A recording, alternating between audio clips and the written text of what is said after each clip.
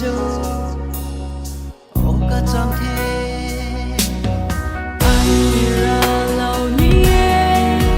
cần đi về quê hương câu hay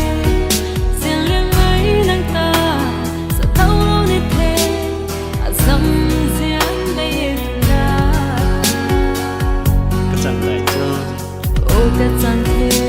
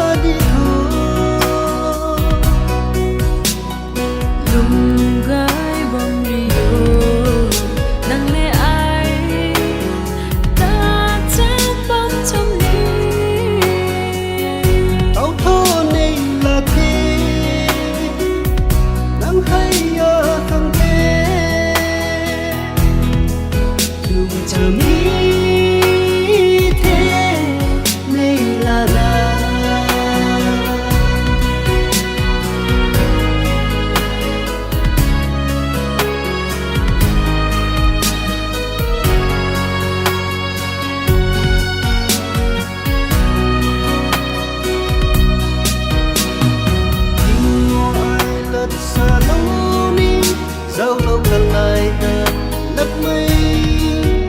hình bóng kính bóng cùng và râm giang đi.